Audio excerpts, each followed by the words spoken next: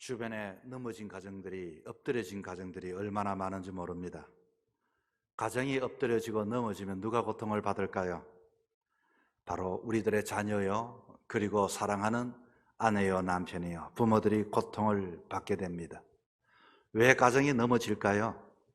서로가 서로에 대한 불신 때문에, 분열 때문에, 정죄 때문에 그런 것입니다. 여러분, 가정만 그런 것이 아니라 국가도 엎드려지고 넘어지게 됩니다. 최근 아프가니스탄, 여러분, 나라가 넘어져 버렸지요. 이들은 조국에 살 수가 없어 모두가 탈출을 합니다. 탈출길이 막히니 어떠한 그 사랑하는 고국을 두고서, 자기의 고향을 두고서 어디든지 가서 살고자 그렇게 아우성을 치고 있습니다. 여러분, 나라가 무너졌다고 하는 것은 무슨 의미일까요?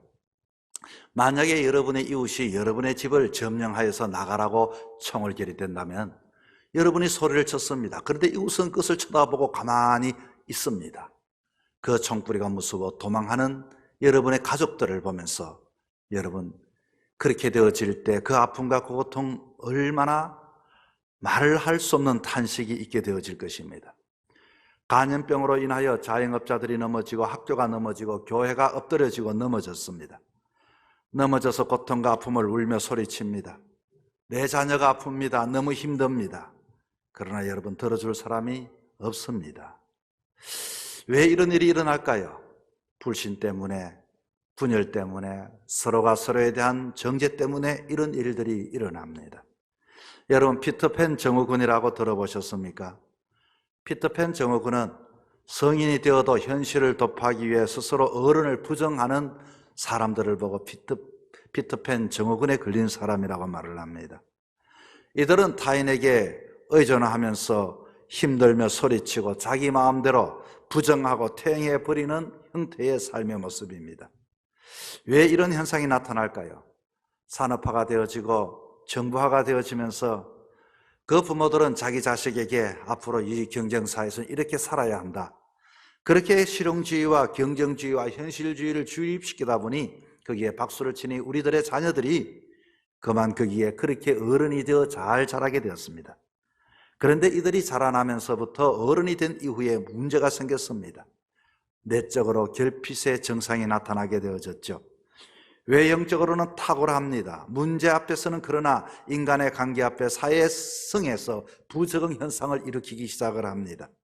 이들은 결혼 후에도 부모를 의존하고 배우자들에게 의존하고 문제 앞에서 어떤 결정을 하는데 결정 장애가 있고 책임을 져야 할 일에는 그냥 과음을 치고 도망가 버립니다. 퇴행해 버리죠.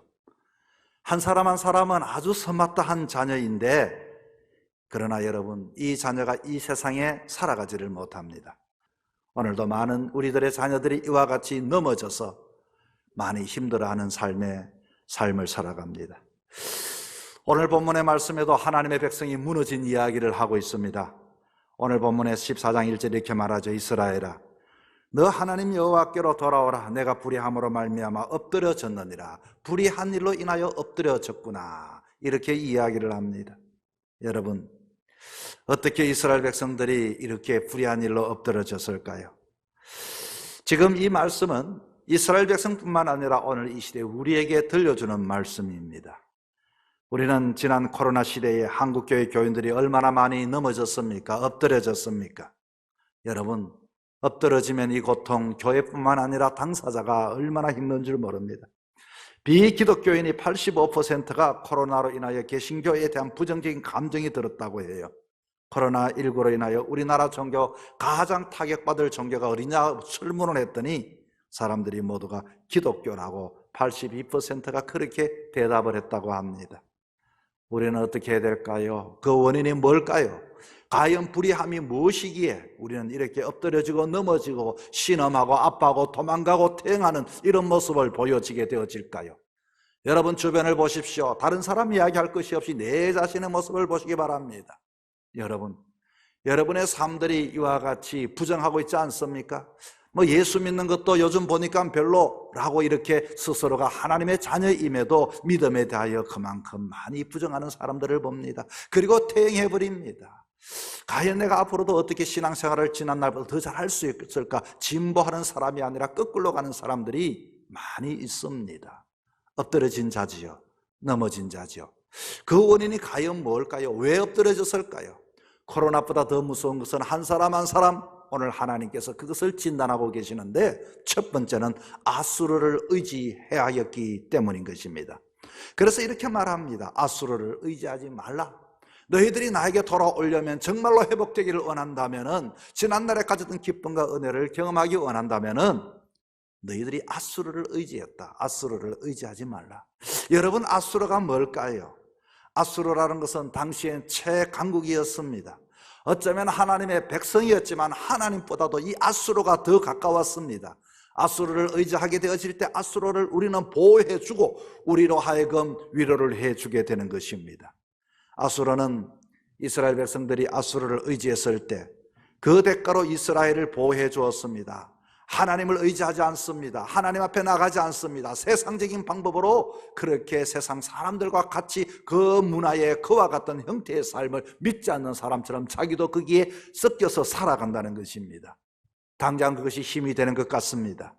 오늘도 세상에서 그리스도인들이 이 두 세계를 삽니다. 하나님 아니면 세상. 그런데 자기가 하나님의 믿는 그 믿음이 퇴행되어져 버리고 부정하고 보니 나도 모르게 아수르는 나를 이와 같이 사로잡고 나도 모르게 그 속에 살아갑니다. 어떻습니까? 여러분의 삶이 나아졌습니까? 넘어지지 않았습니까? 엎드러지지 않았습니까? 지난날에 가졌던 그 기쁨이 여러분에게도 지금에게도 있습니까?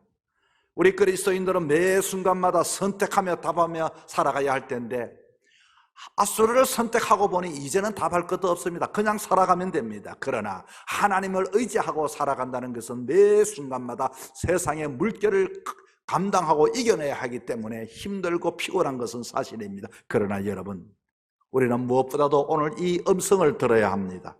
호세아 선지자가 외칩니다. 이제 더 이상 아수르를 의지하지 말고 하나님께로 돌아가자. 하나님께로 돌아가자.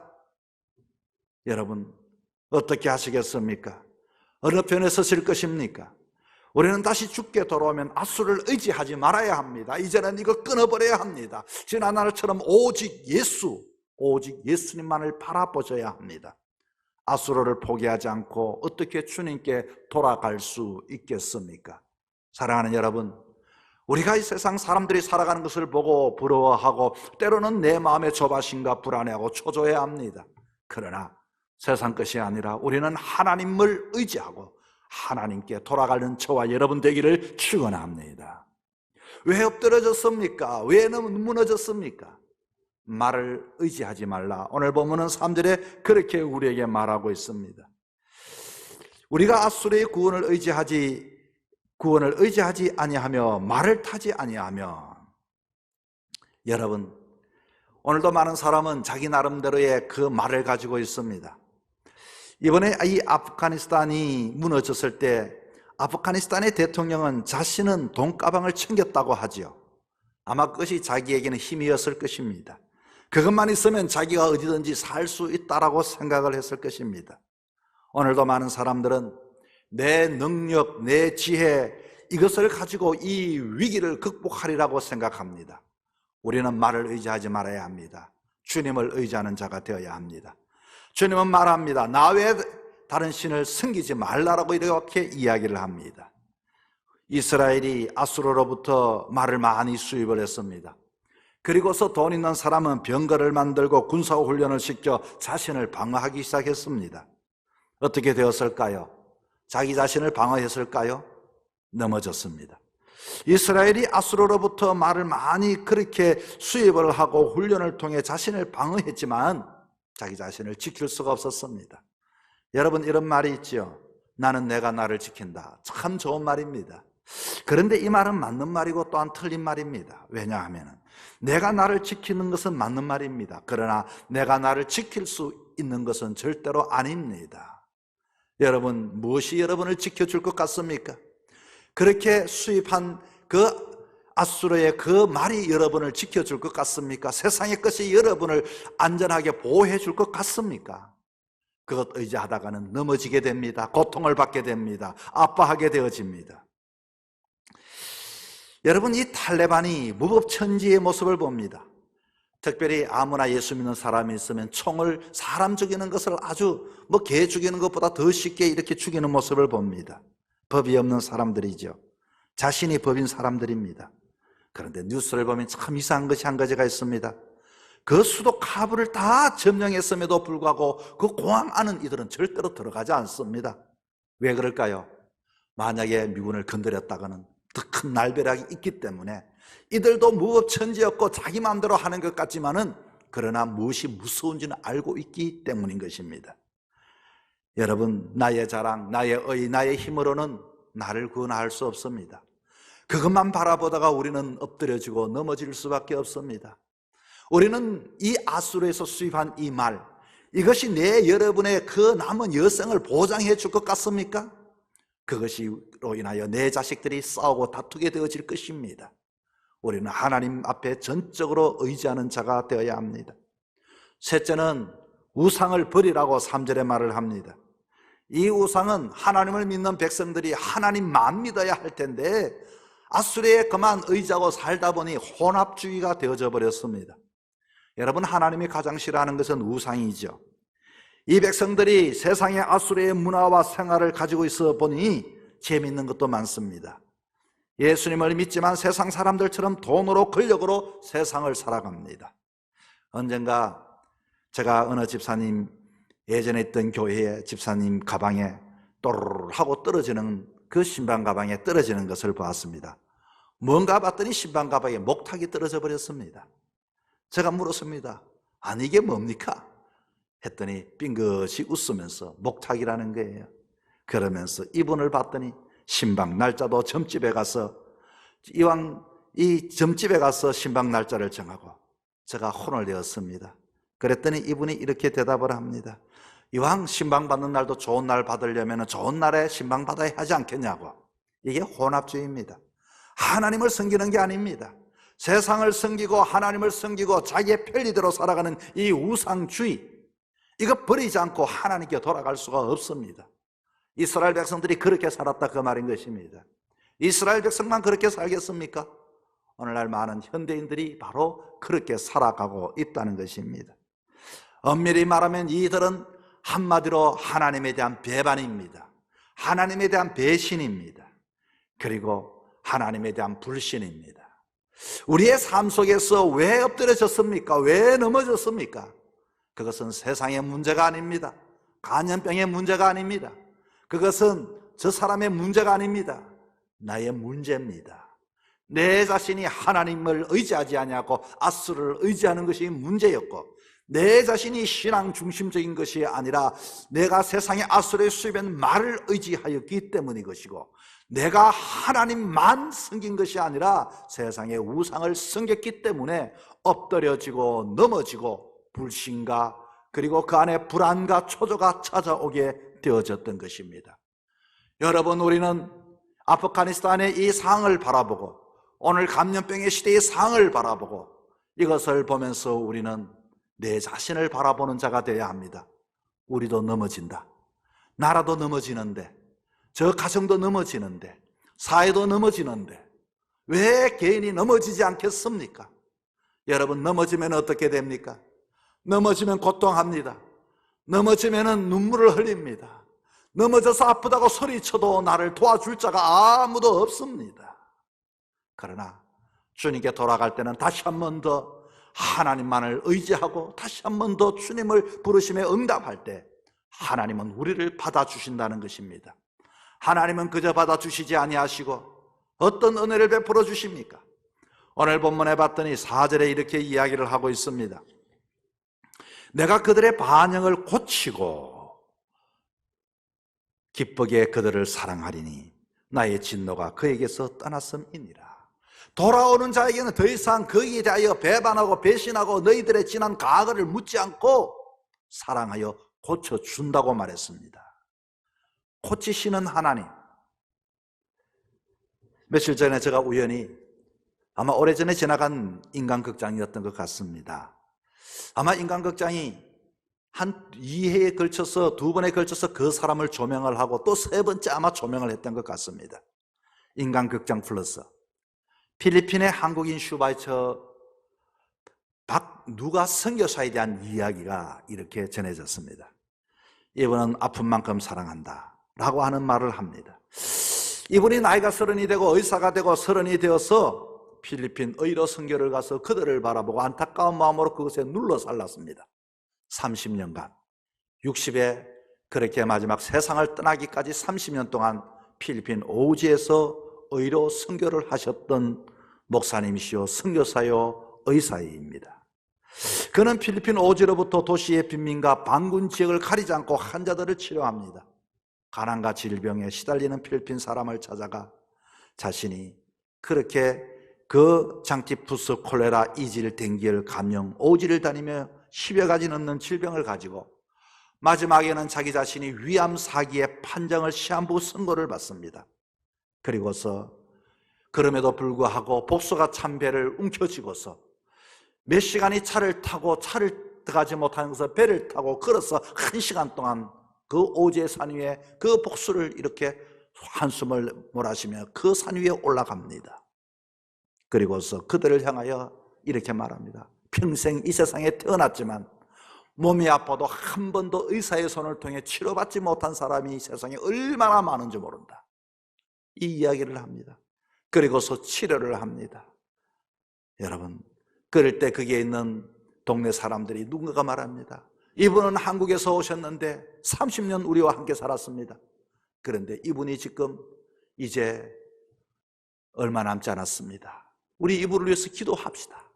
그 어린 아이들이 모두가 기도를 하는데 손을 들고서 그렇게 치료하다가 점심시간 지쳐 그 차 안에서 잠시 눈을 붙이는 그를 향하여 어린 아이들이 수십 명들이 손을 들고서 하나님 아버지, 저 박누가 선교사님을 치료하여 주시옵소서. 누가 누구를 치료하는지 놀라운 성령의 역사의 감동이 밀려오게 되었습니다. 여러분, 하나님은 치료하시는 하나님이십니다. 하나님은 고치시는 하나님이십니다. 오늘 본문에 봤더니 무엇을 고치는가 봤더니 폐역을 고친다라고 했습니다. 폐역이 뭡니까? 조금만 마음 안 들면 또 하나님을 떠나고 또 돌아서고 그러다 넘어져서 아프다고 말하는 그 폐역, 그 못된 습관, 그것들을 고쳐주셔서 이들로 하여금 온전히 하나님을 바라보게 하는 하나님의 자녀로 만들어 두신다는 것입니다. 지금 이스라엘이 영적으로 병들고 육체적으로 병이 들고 인격적으로 병이 들게 된 원인이 뭔가? 배신과 불신과 이폐역, 나쁜 버릇. 주님께서는 피를 흘려서 친히 십자가에서 다 우리를 치료하셨습니다. 누구든지 주의 피를 의지하는 자에게 나음을 얻고 고침을 얻고 죄 용서함을 받게 되는 것이죠. 예수님은 고치시는 분입니다. 예수님은 일으키시는 분이십니다. 예수의 보혈로 깨끗하게 하십니다. 사랑하는 성도 여러분, 그 고치시는 주님의 은혜가 다시 돌아와 여러분에게 임하기를 축원합니다. 둘째는 주님께 돌아오면 어떤 일이 생기는가? 우리의 인생을 피어나게 하십니다. 왜 세상에 여러분 보십시오. 피어나지 못하고 시들어버린 생명들 얼마나 안타깝습니까? 여러분, 아프가니스탄 탈출을 위해서 그 수송기에 비행기를 들어가려고 애를 썼던 젊은이들, 그러나 문이 닫혀버렸습니다. 비행기 날개를 붙잡았습니다.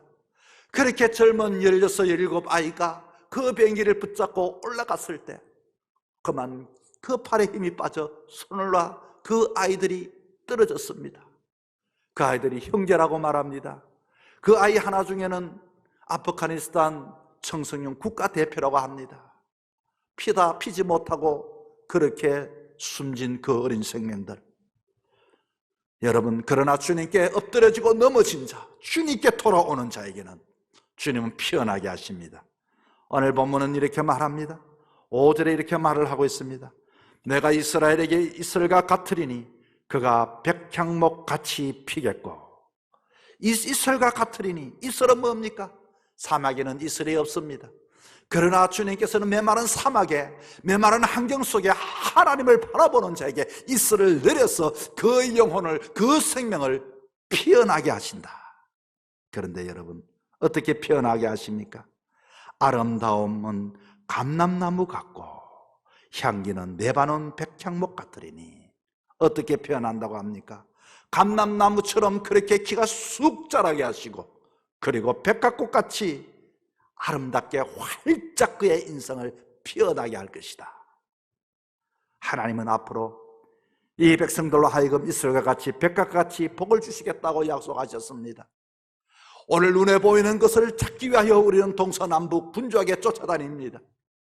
우리로 하여금 진정한 이슬을 내리시는 분이 누굽니까? 우리의 인생을 꽃피게 하시는 분은 누구십니까? 여러분의 이웃입니까? 물질입니까? 내가 섬기는 우상입니까? 아닙니다. 하나님을 섬기는 자는, 하나님은 전지전능하신 하나님입니다. 천지를 창조하신 하나님이십니다. 그 하나님만이 우리를 자라나게 하시고, 그 하나님만이 이 땅에 나를 보내주었으니 나를 피어나게 하시는 하나님이십니다. 그런 은혜가 여러분의 자녀와 여러분에게 임하기를 축원합니다. 뿐만 아니라 세 번째는 뿌리가 깊고 열매 맺게 해주십니다. 레바논의 백향목같이 뿌리를 내리게 할 것이라. 자, 여러분, 이 5절에 봤더니 이 백향목같이 뿌리가 박힌다. 사실은요, 이 모래 위에 있는 나무들은 뿌리가 깊지가 않습니다. 조금만 바람이 불면 휙 넘어져 버립니다. 엎드려져 버립니다. 마치 우리들의 신앙처럼 말이죠. 그러나 이 레바논의 백향목은 뿌리를 깊이 내립니다. 하나님께서는 이 열대지방 특별히 백향목은 뿌리를 깊이 내려서 뿌리를 내릴 만큼이나 키가 클 수가 있습니다. 키가 크다가 뿌리가 얕은 것은 바람에 넘어지지만, 그렇게 키가 크도 든든하게 버틸 수 있는 것은 바로 뿌리 때문인 것이죠. 여러분, 우리가 이 땅에 뿌리를 깊이, 신앙의 뿌리를 내려야 합니다. 우리가 뿌리를 내리지 않으면 이 바람 저 바람 그렇게 맞다가 쓰러지게 되어집니다. 뿐만 아니라 열매 맺게 하십니다. 우리 인생의 본질적인 목적은 나무는 열매인 것입니다. 우리는 나무는 세워져 있어야 하고, 넘어진 나무는 편안하게 보일지는 모르지만 죽은 나무일 것입니다. 신앙도 마찬가지입니다. 뿌리가 있으면 계속 자랍니다. 자라가는 신앙인이 되어야 합니다. 여러분, 흔들리다 보면 이빨이 흔들리면 빠지는 것처럼 이것은 뿌리가 약하기 때문인 것입니다. 하나님께서는 쓰러지지 않도록 뿌리를 깊게 해주시고, 그리고 열매를 주님께서 맺히게 하십니다. 뿌리가 단단해야 열매가 더 잘 열려지게 되는 것입니다. 오늘 보면 8절에 이렇게 말합니다. 에브라임의 말이 내가 다시 우상과 무슨 상관이 있으리요 할지라 내가 그를 돌아보아 대답하기를 나는 푸른 잣나무 같으리니 너가 나로 말미암아 열매를 얻으리라 하리라. 나로 말미암아 열매 맺게 하시는 분은 세상이 아닙니다. 내 인생에 열매 맺게 하시는 분은 하나님이십니다. 내가 힘을 얻어서 열매를 맺으리라. 달콤함을 얻으리라. 내가 부를 얻으리라. 내가 출세하리라. 아무리 공부를 많이 해도 하나님이 마지막에 허락하지 않으면, 여러분이 사업을 계획하여 돈이 딸지라도 하나님이 마지막에 여러분을 병들게 한다면 그것을 쓰지 못하게 되어질 것입니다. 하나님께 달려져 있습니다. 사랑하는 성도 여러분, 넘어지고 엎드러지는 시대 속에서 다시 한 번 더 우리의 신앙의 모습을 점검할 수 있기를 바랍니다. 아수르를 의지하고 있지 않는가? 내 자신의 말을 의지하고 있지 않는가? 우상을 섬기고 있지 않는가? 다시금 돌아와서 내 인생이 주님 앞에 다시금 고침을 받고 치유함을 받고, 뿐만 아니라 내가 자라 꽃을 피워 뿌리를 받고 열매 맺는 여러분의 인생이 될 수 있기를 주의 이름으로 축원합니다.